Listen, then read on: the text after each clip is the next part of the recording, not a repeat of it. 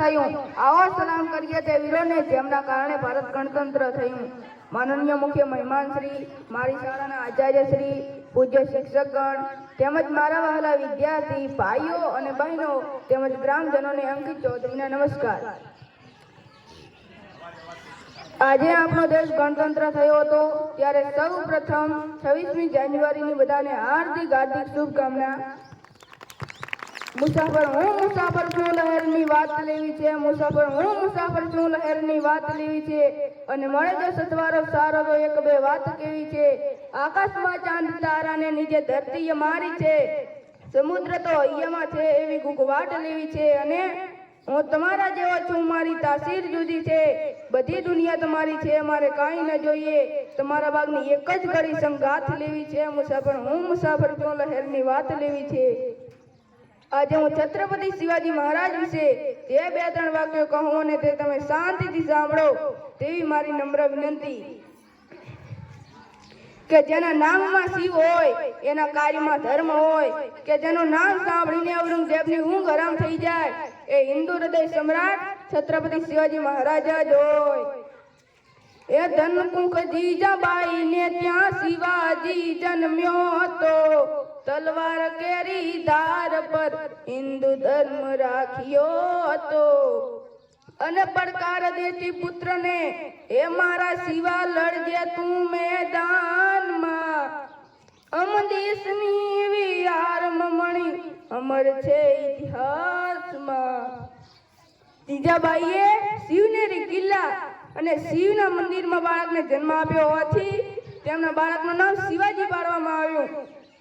આ શિવાજી મોટો થઈને એવો ઇતિહાસ સર્જે છે જે કોઈ વિચારી પણ નહોતા શકતા, બધાની કલ્પનાથી ઘણો દૂર। એમના પિતાશ્રી એટલે શાહજી ભોંસલે વિજયપુરના મુસ્લિમ સુલતાનના સરદાર હતા અને પુણેનાથના જાગીરદાર।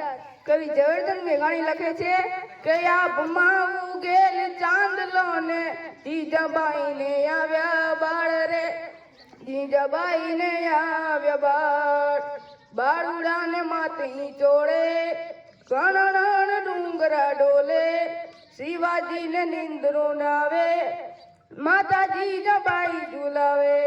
અને પેટમાં પોટી સાંભળેલી એવું ઝવેરચંદ મેઘાણી એ માટે લખી છે કે દીકરો નાનો હતો, પેટમાં હતો, ઘરે રામાયણના પાઠ થાય, આપણા ધાર્મિક પુસ્તકોના પાઠ થાય, એટલા માટે આજ તમે અને અમે બધા છત્રપતિ શિવાજીને યાદ કરીએ છીએ।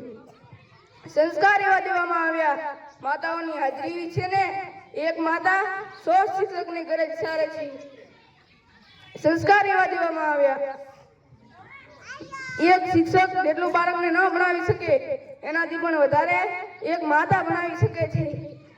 એક માતા ધારે તો બાળકને એવા સંસ્કાર દઈ શકે।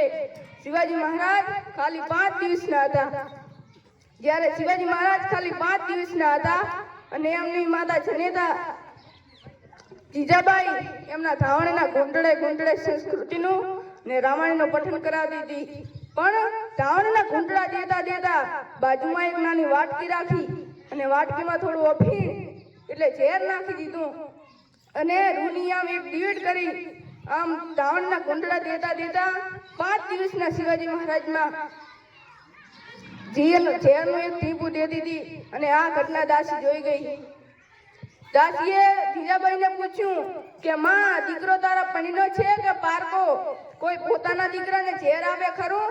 ત્યારે આ ભારતની જનતા કેવી હોય?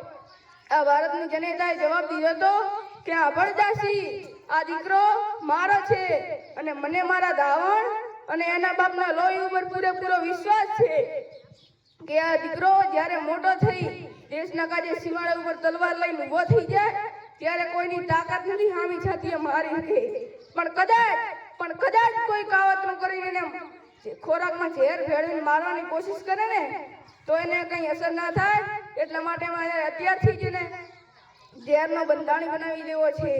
આવી જનેતા હોય એમના મુખે કે ધરાવીને ધાન નો નીપજે કુળવીને માડું ન હોય, ઓઢા ઘેર જેસલ જગનો નીપજે જેની માં ઉગલ બદમણી હોય। લોર્ડ માઉન્ટબેટને કહ્યું હતું કે જો છત્રપતિ શિવાજી મહારાજનો જન્મ ઇંગ્લેન્ડમાં થયો હોત તો માત્ર એક જ દેશમાં નહીં પણ પૂરા વિશ્વમાં એનું રાજ હોત તો આપણને તો ગર્વ કેવા મહાન યોદ્ધાનો જન્મ આપણી ધરતી અને આપણા ધર્મમાં થયો છે. કદાચ આપણે શિવાજી મહારાજને ભગવાન ન કહી શકીએ, પરંતુ જો શિવાજી ન હોત તો લગભગ ભારતમાં એક પણ મંદિર ન હોત અને આપણે બધાને 5-5 મિનિટના નમાજ પડવા પડોત. ભારતની ભૂમિનું ગૌરવ એટલે વીર છત્રપતિ શિવાજી મહારાજની દુર્ગરાય ઘટના 3 એપ્રિલ 1686 ના રોજ અવસાન થયું. આવા મહાન વીર યોદ્ધાને લાખ લાખ વંદન. અસ્તુ. જય હિન્દ, જય ભારત.